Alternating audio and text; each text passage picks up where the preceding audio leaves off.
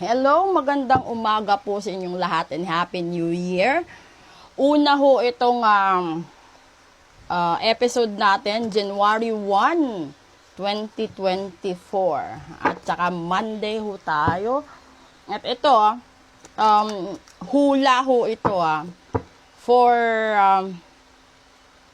the whole year. So, posible na yung ibang lalabas sa baraha is mangyayari sa loob ng 12 buwan.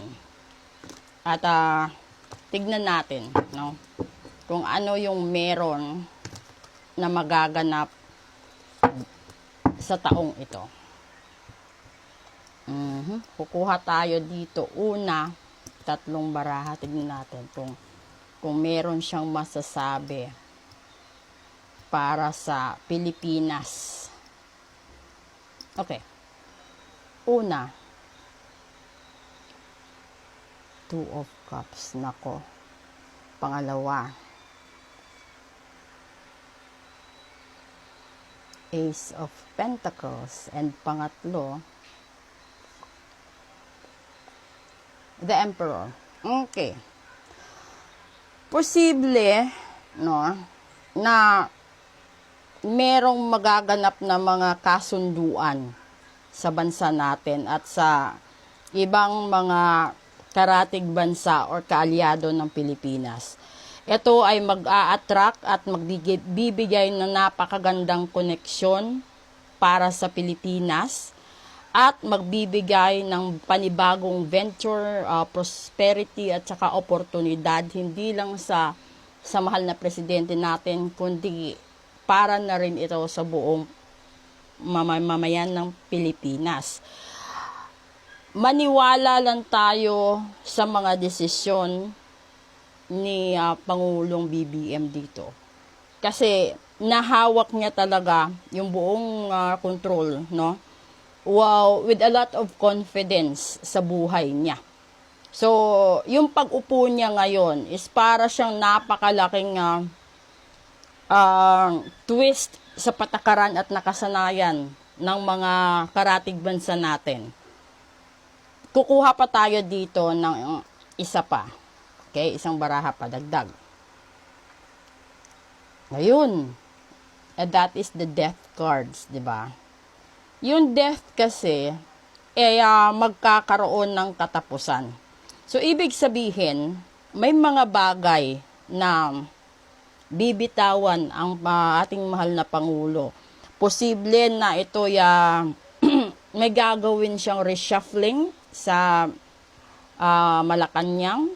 Meron siyang paaalisin, tatanggalin, no? At meron siyang ipapalit na panibago na magdudulot ng napakagandang tawag nito, changes sa patakaran niya. Kasi meron siyang mga plano na kailangan niyang mag-evolve. Yung Pilipinas, yun yung gusto niya talaga, na magkaroon ng panibagong pamumuhay at panibagong patakaran na hindi na tayo mapag-iiwanan ng sistema, no, ng ibang bansa.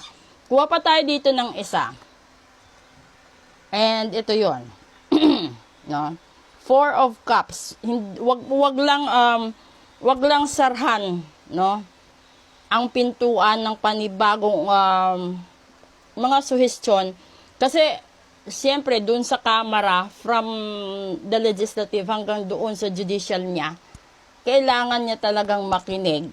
Kasi minsan may mga mamimiss siya doong parte, no, sa mga desisyon niya at sa mga yung mga nagawa niyang batas. May mga batas siya kailangan niyang repasuhin muli at kailangan niyang tignan, no, tutukan niya, baka magkakaroon ng mga maliliit na lapses doon. Yon ang hula natin para ito sa Pilipinas, no, sa ating mahal na Pangulo. So, yung gagawin ko dito is kukuha ulit ako dito sa deck na to ng 3. para naman ito sa mga tao at viewers ko ngayon. And this is your 2024 prediction. It might happen sa buong taon. Yung iba sa inyo mangyayari yan within a few months lang, di ba?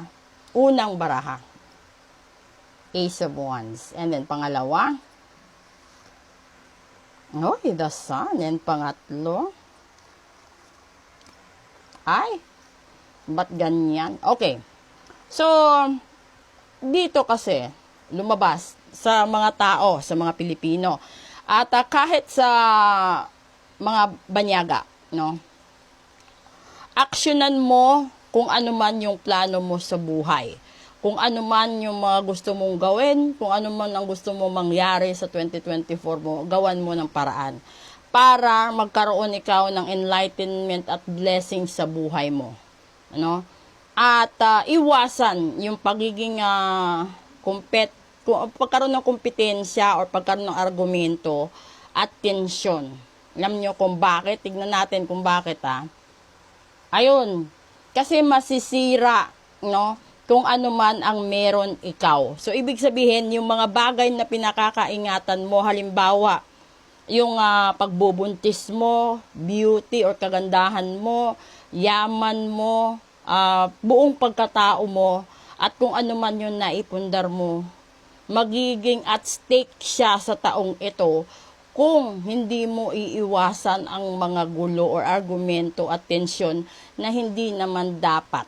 Kasi you have to be wise and take life as it comes sa inyo. Ito yung huling baraha sa 2024 nyo na hula. Yun.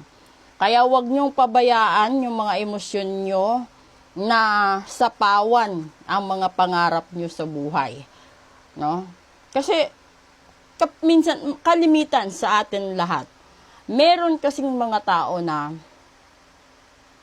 nawawala sa tono pag sa kanta mo ikukumpara kapag pag-ibig na ang problema at dinadamdam.